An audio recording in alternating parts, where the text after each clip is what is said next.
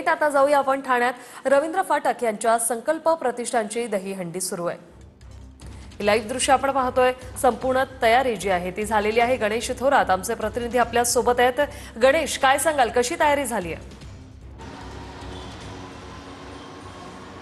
ऋषाली, नक्कीच ठाण्यामध्ये मोठ्या उत्साहाचं वातावरण आणि आपण सध्या शिवसेनेचे माजी आमदार रवींद्र फाटक यांच्या संकल्प प्रतिष्ठान दहीहंडीच्या या ठिकाणी आहोत। या ठिकाणी पाहू शकतो 3 हंडी ज्या या ठिकाणी लावण्यात आलेल्या आहेत, त्यापैकी पाहायला गेलं तर एक हंडी जी आहे ती ठाणेकरांसाठी आहे, एक महिलांसाठी आणि एक मुंबईकरांसाठी, अशा 3 हंडी या ठिकाणी लावण्यात आली आणि जो रेकॉर्ड ब्रेक करणार त्या पथकाला 21 लाखाचं पारितोषिक आहे। तसंच या ठिकाणी 9 सलामी देणार देखील विशेष असं बक्षीस ठेवण्यात आलेलं। पाहायला गेलं तर मोठ्या प्रमाणात सर्वच मंडळ या ठिकाणी येत आहेत। पाहायला गेलं तर 200हून अधिक मंडळांनी या ठिकाणी आपली नोंद करण्यात आलेली आणि संकल्प प्रतिष्ठानचं यंदाचं 20वं वर्ष आहे आणि 20वं वर्ष असल्याकारणानं आतापर्यंत अनेक कलाकार मंडळी या ठिकाणी आपल्या स्टेजवरती कला सादर करताना पाहायला मिळतात आणि राज्याचे उपमुख्यमंत्री असतील, मुख्यमंत्री असतील, हे देखील या ठिकाणी येणार आहेत। त्यामुळे नक्कीच मोठ्या उत्साहाचं वातावरण या ठिकाणी गोविंदा पथकामध्ये आहेत। कालच जन्माष्टमीच्या वेळेस या ठिकाणी मोठा कार्यक्रम ठेवण्यात आला होता, त्याचबरोबर कलाकारांनी देखील हंडी फोडण्यात आली होती आणि या ठिकाणी आता पाहायला गेलं तर